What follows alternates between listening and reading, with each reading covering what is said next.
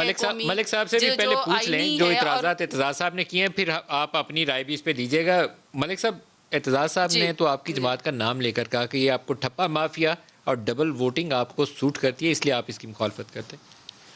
نہیں، میرا خیال ہے اعتزاز صاحب کی اوپینین بڑی بائس ہے، اور میرا خیال یہ ہے کہ with his ability and his جتنے ماہر قانون دان وہ ہیں، میرا خیال کوئی سینکڑوں الیکشن پٹیشنز انہوں نے ضرور کی ہوں گی. مجھے ایگزیکٹ تو نہیں پتہ، لیکن ان کی شہرت ہے اس معاملے میں. میں بھی غالباً ان جو الیکشن پٹیشنز ہیں ان کا ایک قاری ہوں. میں بھی کچھ لاء کو دیکھتا ہوں، ان قوانین کو سمجھتا ہوں. مجھے ان الیکشن پٹیشنز میں اس بنیاد پر کہ الیکٹورل رولز کے اندر کوئی ایسی ایک مینوفیکچرڈ ارینجمنٹ تھی یا بڑی دھاندلی تھی، آج تک پیپلز پارٹی کی کوئی ایک پٹیشن سکسیڈ کرتی میں نے اس انداز میں نہیں دیکھی جس میں ایک سسٹمیٹک انکلوژن ہو فیک ووٹس کی، اور اس بنیاد پہ چیلنج. یہ ایزیلی پروبیبل ہے، یہ کوئی بڑا مشکل کام نہیں ہے. اگر میرے پاس یہ تفصیل ہو جو اعتزاز صاحب کہہ رہے ہیں تو میں اس کو کورٹ آف لاء میں سمپلی پروو کر سکتا ہوں. اور اگر اعتزاز صاحب کے پاس اتنی کنونسنگ آرگومنٹ ہے کہ مسلم لیگ نون نے اس طرح کی ایک مینوفیکچر ووٹنگ لسٹ بنائی ہوئی ہے تو پھر تو بڑا ایزیلی تو وہ تو براہ راست کہتے ہیں کہ آپ 10 سے 15 ہزار ووٹ گھر سے لے کر چلتے ہیں. میں ندیم صاحب ایک ووٹ کی کریشن ہوں. میں ایک عرصے سے خود کوئی تقریباً 4 انتخابات خود لڑ چکا ہوں. اس سے پہلے اپنے پارٹی کے جو بھی نامزد کردہ امیدوار تھے اسٹوڈنٹ لائف سے اس معاملے میں. میرا یہ خیال ہے کہ اعتزاز صاحب کی آبزرویشن بائسڈ ہے، اور انہوں نے کوئی پراپر یا تو کوئی ایویڈنس کے ساتھ کوئی کانکریٹ بات ہو. صرف اپنی کسی الیکٹورل ناکامی کی وجہ سے اس طرح کی ایلیگیشن کرنا، اور وہ بھی اعتزاز صاحب جیسے بندے پہ، کیونکہ مجھے ان کی بات کی بڑی قدر ہے اور میں I always value what he says. لیکن اگر ان کا یہ بائس ریفلیکٹ کرے اس طرح کے سیریس معاملے میں تو پھر میرا خیال ہے ان کو اپنی بات کو ری تھنک کرنا چاہیے. آپ کو ای وی ایم پہ کیا اعتراض ہے؟ دیکھیں ایٹ دا سیم ٹائم وہ الیکٹرانک ووٹنگ مشین پہ آپ کا مسئلہ کیا ہے؟ میرے ہونے کا خطرہ ہے تو اپنی ریفارم بتائیے، ٹیکنالوجی کے اوپر تجویز دیجیے. ایگزیکٹلی سر، میرے اعتراضات بالکل اسی نوعیت کے ہیں جیسے اعتزاز صاحب خود کہہ رہے ہیں کہ اس کے اندر اگر ایک آپ ایسی اس کی سافٹ ویئر میں کوئی چیز کر دیں جس کے ساتھ 2 ٹیسٹ ہیں نا آپ کے پاس. ایک تو اس کی ریلائبلٹی کا ٹیسٹ ہے، اور دوسرا وہ ٹیسٹ ہے پروبیبلٹی آف مینیپولیشن کا.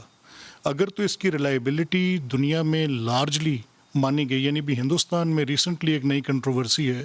اب وہاں پہ جو عام آدمی پارٹی ہے اور اس میں 2-3 اور پارٹیز ان کے ساتھ ہیں جنہوں نے کانگریس نیشنل پارٹی بھی ہے، جنہوں نے ای سی آئی پہ بڑے شدید ایلیگیشنز وہاں پہ لیول کیے، جس پر ای سی آئی میرے لیے بھی یہ انٹرسٹنگ فیکٹ تھا کہ وہاں پہ الیکشن کمیشن آف انڈیا کے پاس کنٹیمپٹ کے چارجز، کنٹیمپٹ کا لاء نہیں ہے. وہ سیکھ کر رہے ہیں اپنے پینل آف ریکمنڈیشنز والوں کے پاس کہ ہمیں کنٹیمپٹ کے لاز جس طرح باقی ممالک میں ہیں اس طرح الیکشن کمیشن کو کنٹیمپٹ کے اختیارات دیے جائیں.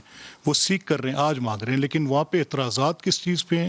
اعتراضات ریلائبلٹی پہ ہیں، اور الیکشن کمیشن مشین کے استعمال پر ان اعتراضات پہ کوئی مناسب جواب نہیں دے سکا. 100 کے قریب ممالک میں یہ ایکسرسائز، لگ بھگ 100 کے قریب ممالک میں یہ ایکسرسائز اڈاپٹ کرنے کی کوشش کی گئی.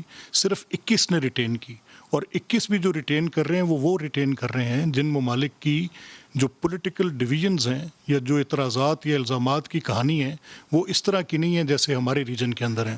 یہاں پر تو بہت بڑی مینیپولیشن کا، ملک صاحب ایک الیکٹورل سوال فراڈز کا. ہے، میں اعتزاز صاحب سے بھی کہہ رہا تھا، وہ شاید ان کو ٹھیک سے آواز نہیں گئی، کہ الیکٹرانک ووٹنگ مشین سے جو ووٹ ڈلتا ہے اور جو فزیکل ووٹ نکلے گا اور وہ آپ بکسے میں ڈالیں گے، دونوں کو آپ میچ کر سکتے ہیں. ریزلٹس کو، ریزلٹ کاؤنٹ دونوں کا میچ ہو تو نتیجہ اعلان کریں. فارم 45 تب بھریں، نہیں تو نہ بھریں.